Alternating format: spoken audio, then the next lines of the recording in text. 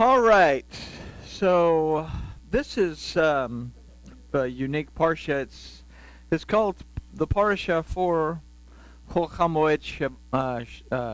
Sukkot. So this is a Parsha that we would read during this period of time. It goes from Shemot 34, and actually we're cheating a little bit because it's supposed to start at Shemot 34:12 and go through Shemot 36, but I wanted to take a look at these first 10 verses. It was 17, but 10 verses. It's not as bad as it seems, because they're relevant. They're relevant to our lives, and they're relevant to the things that we're considering during this period of Sukkot even.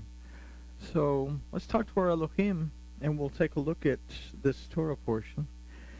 Master Yahuwah, we thank you for this time to study your word, for this fellowship.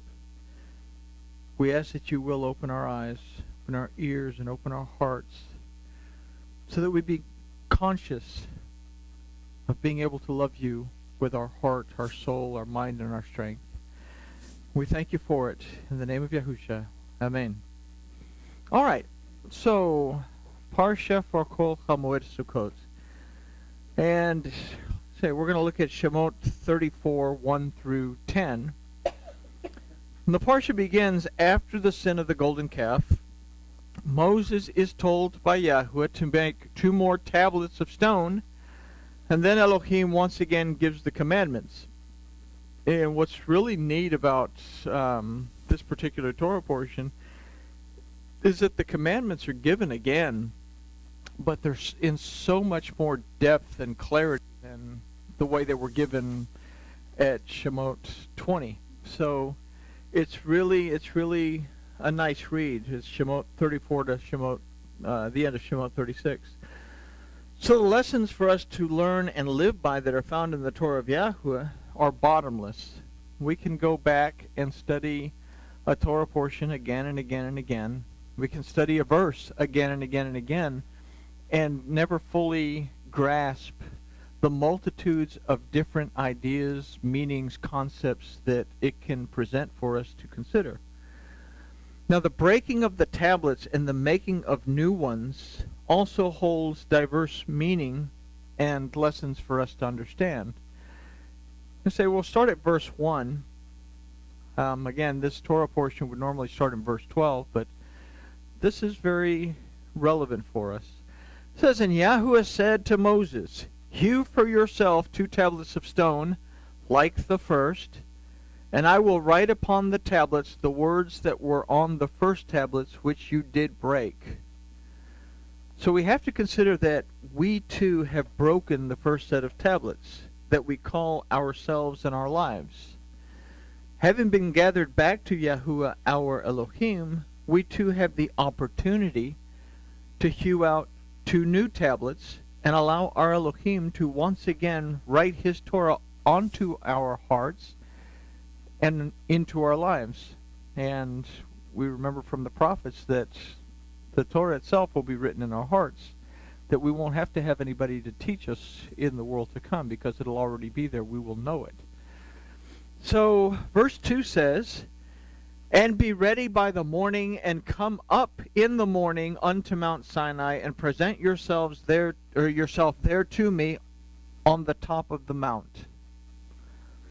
So with what we have discussed in mind, consider the phrase, "and be ready by the morning, and come up in the morning unto Mount Sinai," and consider this verse in the light of Bereshit 1, 3 through 5, and that's no pun. This is the creation of the light. But it says, "And Elohim said, Let there be light. And there was light. And Elohim saw the light that it was good. And Elohim divided the light from the darkness. And Elohim called the light day, and the darkness he called night. And there was evening and there was morning the first day." So we have to take into consideration that we are always moving from darkness to light using the perception of evening. And I said this word for evening is erev. It's the first time that we see the letter ayin as a root of a word in the Torah. And ayin represents our ability to perceive, our ability to see. So we're always moving towards from the night that is Le'elah, that the first time that we see the letter Lamed that means instruction, teaching, guidance, as the root of a word in Torah is in the word for night. That we are always moving from the darkness because of our perception of the instruction towards the light. Okay? So, Erev, we see the perception of the authority of the house. And this is what guides us. If we believe and receive Yahusha, is the word, then we are called the children of Elohim, and we are part of that house. And in Hebrews, Paul goes on to tell us that Mashiach, as the son over the house, has authority. So we understand that if Yahusha was the word and he is the son over the house, he has the authority. Therefore, the word has the authority that we have to be able to perceive. Everybody with me? Okay. You don't pick up on this stuff until after you've started teaching, and I say, wow, I forgot to put that in there. So, but we learn what is right according to the instruction and the guidance of Yahuwah, and we put off what we learn to be wrong and evil in accordance with his word. We are prepared when we reach Mount Sinai. When we've taken the time to learn and follow the guidance, then we are prepared when we reach Mount Sinai. Sinai means thorns. We are able to harvest the grain, the living bread that is the word, even though there are thorns and thistles all around us. Only by doing this can we present yourselves there to me on the mount. So it's a process. We learn. We get to the point where we can distinguish between the thorns and the thistles. And then we are able to present ourselves there on the mount before Elohim.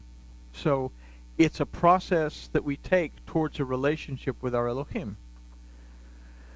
Verse 3 says, "And no man shall come up with you, neither let any man be seen throughout all the mount. Neither let the flocks nor the herds feed before that mount."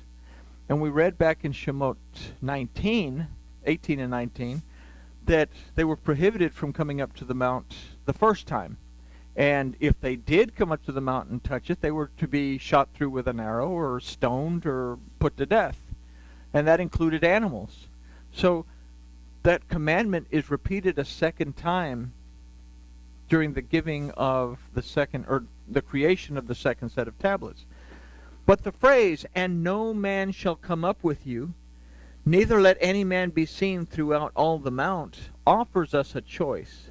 One that we've considered in past studies. Will we hear the voice of Yahuwah in the shofar? Or will we depend on the silver trumpets to call us to hear the voice of the religious authorities' dogma? Will we allow Hatzon, meaning flocks, which refers to goats as well, and Habakar, that refers to cattle, will we allow these things to interfere with the relationship that we are building with our Elohim? If we recall the story told by Yahusha at Matthew 25, that the goats were gathered to the left hand of the king, this represents the goats being gathered to judgment. And these were told to depart because they were wicked. So we don't want the flocks around when we are seeking the truth in the word of Elohim. We don't want things that are going to distract us away from it. And then the cattle represents those that neither seek or inquire concerning Yahuwah or his Torah. We see oftentimes the word used is behemah, that means, basically it means a dumb, four-legged animal. So we don't want to get involved in that kind of thing as well when we are seeking to walk according to what our Elohim has told us to walk. So what do? We Erev. We learn to distinguish between the darkness and the light. If you look out in the evening time, some people are going to say it's light out, some people are going to say it's dark out. It's like the yellow school bus analogy that we've used. You can look at it, some people are going to call it yellow, and some people are going to call it orange.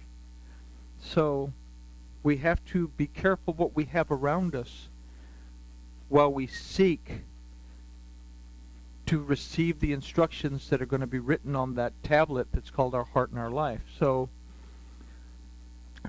do not allow these types to interfere with your relationship to Yahuwah, your Elohim. Then verse 4, and he hewed 2 tablets of stone like unto the first. And Moses rose up early in the morning and went up to Mount Sinai, as Yahuwah had commanded him, and took in his hands 2 tablets of stone, or the 2 tablets of stone. So in the phrase, and he hewed 2 tablets of stone, we have to consider that it is our responsibility to prepare our hearts and lives in order to receive from our Elohim. If we say the tablets that we hew out represent our lives, the condition of our heart, then we have to make sure that it's prepared first. We have to take a moment to consider the word used for the first, which is karishonim. This word comes from the root rishon that, aside from first, also means as in a former time. And it comes from a similar root of rishon that is risha, that means a beginning time. So we consider that we are seeking to return to a relationship that existed in the beginning prior to sin. And that is our goal, is to build a relationship with Yahuwah, our Elohim, that existed in the garden prior to sin, where we trust our Elohim, as we'll see in a minute. We trust our Elohim enough to say, I have transgressed, forgive me, and believe without a doubt that he will forgive. So, now, if we are considering, or if we consider that we're seeking to return to a relationship that existed in the beginning prior to sin, then we need to prepare new tablets, a new heart, and a new life, so that the word of Yahuwah can be inscribed onto them. In the phrase, and Moses rose up early in the morning and went unto Mount Sinai, we again consider that only when we walk in the light of the word can we overcome the thistles in our lives. You ever tried to walk across a field that has briars in the dark? Worse than that, have you ever stumbled onto bull nettle in the dark? That's a drag. Well, in the daytime you can cut the bull nettle and use the sap to treat it, but you can't do that at night because you can't see. But anyway, so again, we have to consider that only when we walk in the light of the word can we overcome the thistles in our lives. Now the next phrase is, as Yahuwah commanded him. Now the word for command in this verse is zivah, that aside from command also means to give charge over. To give charge over. So we have to understand that in the story, Moses was commanded to prepare 2 new tablets to replace the old ones. Now, in applying this verse to our lives in order to build and strengthen our relationship with Yahuwah Elohim, we have to be aware that we have been given a charge of doing so. We cannot be commanded to present our hearts and our lives to Elohim clean. He's giving us charge. He is giving us the responsibility, and he's trusting us to prepare new tablets, to prepare our hearts and to prepare our lives so that we can receive. We have to have the desire to do so, and it has to be a conscious effort.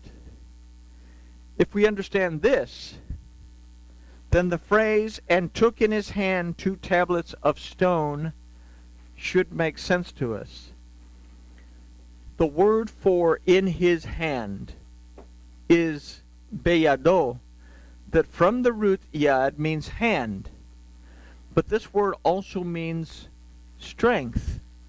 Not only must we prepare our hearts and our minds to enter into a relationship with Yahuwah, our Elohim, we must be willing to be in the relationship physically.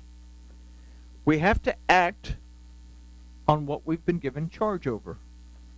And the root of mitzvah the word that we use for the good deeds, the good things that we do for our neighbor, finds its root in this word zivah, meaning not just commandment, but to have a charge over.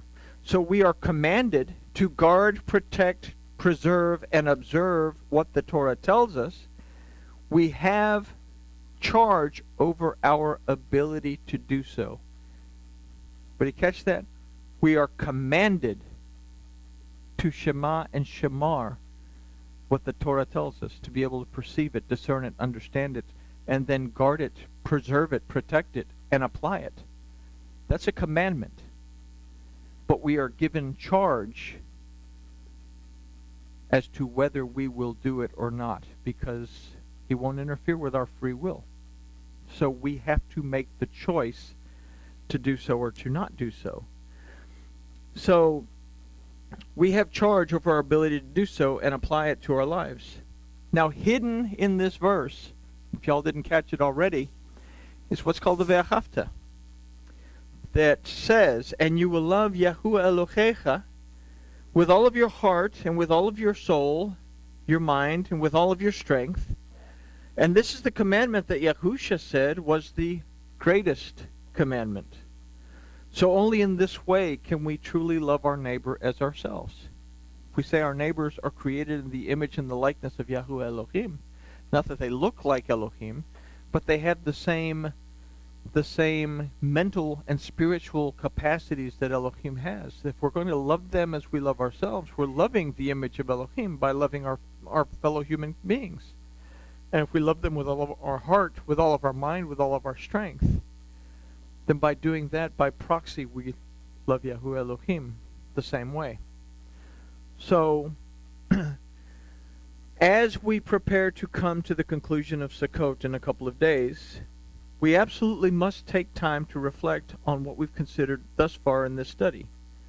We are commanded in the Torah to have joy during this period of Sukkot, recognizing that we are truly in a relationship with Yahuwah, our Elohim, as part of that joy. He made a way for us to come back to him as his children by and through Yahusha, and this too is also a cause for rejoicing. As we move forward in this chapter, we see Yahuwah once again making his name known to Moses. And in verse 5 it says, and Yahuwah descended in the cloud and stood with him there, and proclaimed the name of Yahuwah. Now we've stated in previous studies that the name Yahuwah means existence in everything at every time. So considering this, take a good look at the phrase, and stood there with him, or stood with him there. When we seek to build a relationship with our Elohim, he too stands with us in everything at every time. Okay? When we seek to build a relationship with our Elohim, he too stands with us in everything at every time. Now, we are his children and he is our father, but he is also our mighty judge with the authority to redeem, deliver, and restore us in everything there is, was, and will be today, yesterday, and tomorrow. Keeping that in mind, consider too the beginning of the model prayer that Yahusha taught that says, our Father in heaven, Kadosh is your name. We've kind of deified that, and our English Bibles tell us, our Father in heaven, holy is your name. You're divine, because the Greco-Roman idea is that we have to deify everything. Consider it from this point of view. Our Father in heaven, dedicated is your name. Dedicated is your name. If we know his name is Yahuwah, then our Father, Yahuwah, is dedicated to us in all things, at all times. Okay? So that's a beautiful introduction to a prayer. We are recognizing this. This is why we must be kadosh as he is kadosh. It's not that we must be holy. I have to be divine because he is so divine. I have to be dedicated to him because he is dedicated to me. We have to be dedicated to Yahuwah because Yahuwah is dedicated to us. This seems to me would be a cause to rejoice on Sukkot, a festival of Yahuwah that represents our being totally engulfed and surrounded by the presence and the dedication of Yahuwah Elohim. Verse 6 says, "And Yahuwah passed before him and proclaimed, Yahuwah, Yahuwah, El, merciful and gracious, long-suffering, and abundant in goodness and truth." We will transgress because that's what we do. We're human beings. We will transgress. We can consider in this verse that if we will seek Yahuwah Elohim, our mighty judge with the authority to redeem, deliver, and restore us in all things at all times during that period of transgression, that he will be patient, merciful, and forgiving. Yahusha made this possible. When we read that by his stripes we are healed there in Yeshayahu 53, it doesn't just mean the whole sin thing. It means that by his stripes, every aspect of our life, at every time in our life, there is restoration available if we will seek the Father. All he wants is a relationship where we trust that he is not this wrathful God of the Old Testament that he's been made out to be. So, verse 7, "Keeping mercy to the 1,000th generation, forgiving iniquity and transgression and sin, and that will by no means clear the guilty, visiting the iniquity of the fathers upon the children, upon the children's children, to the 3rd and 4th generation." He's repeating what he said in Shemot 20, but this is such a very important thing that we have to understand. We see in Sukkot, the 1,000-year millennium, it is the 1,000th generation, the remnant, that will find its way into the garden. With this in mind, we can consider the phrase, "keeping mercy to the 1,000th generation, forgiving iniquity and transgression and sin," in its fullest context.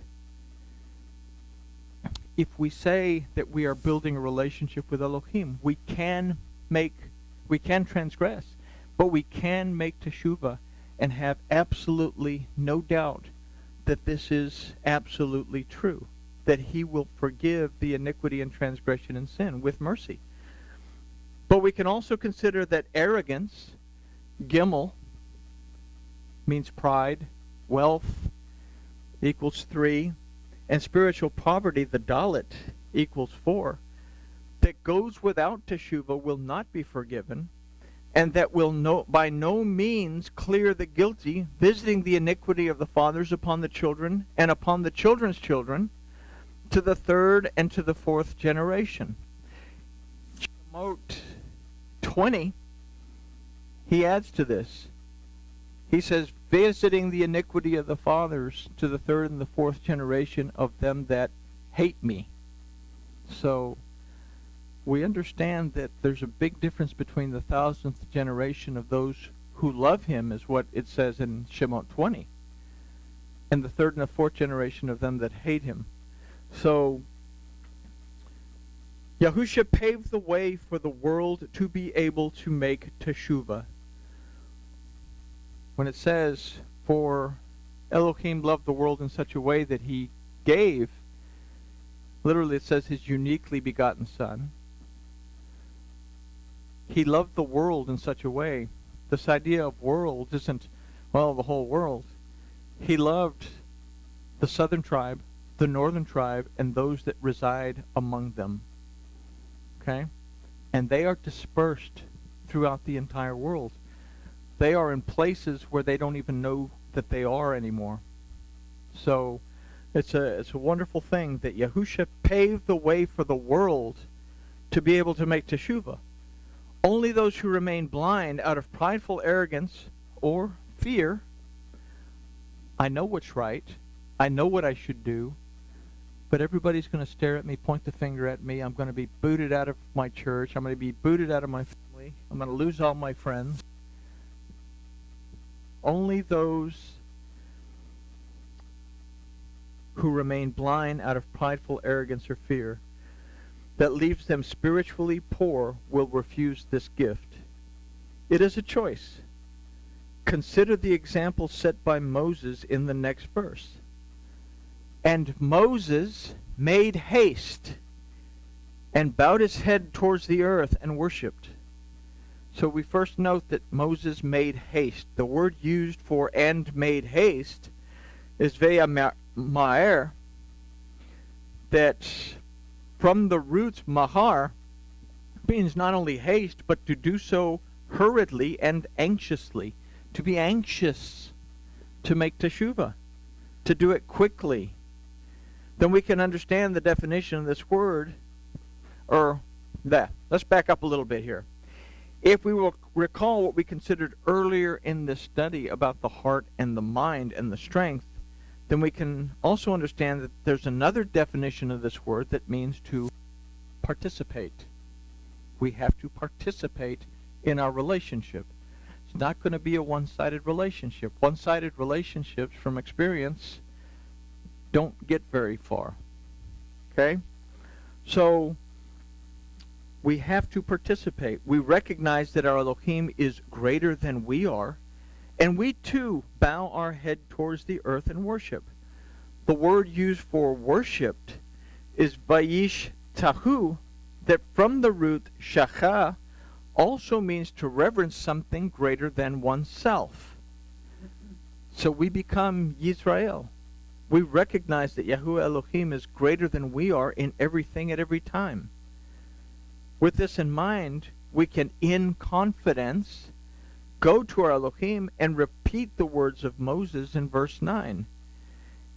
It says, "And he said, If now I have found grace in your sight, O Master, let the Master, I pray you, go in the midst of us, for it is a stiff-necked people, and pardon our iniquity and our sin, and take us for your inheritance."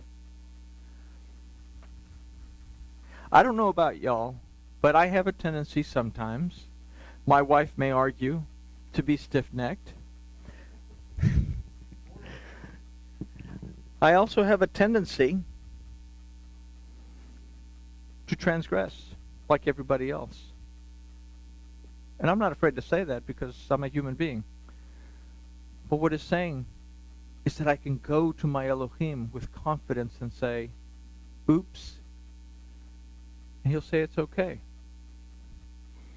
So we have to keep in mind that not only will this verse apply to our day-to-day existence, but it will also apply in the millennium, as the remnant will be the inheritance of Yahuwah. This is another thing that should bring us joy during Sukkot. Even though we may be stiff-necked, prone to transgression, we will be pardoned of our iniquity and sin if we truly seek to Shema, to perceive, discern, and understand, which allows us to truly shamar, protect, guard, treasure, preserve, and observe the word and the instruction of Yahuwah our Elohim. Which brings us to verse 10. "And he said, Behold, I make a covenant before all of your people. I will do marvels such as not been done in the earth, nor in any nation, and all the people among which you shall see the work of Yahuwah that I am about to do with you, that it is tremendous."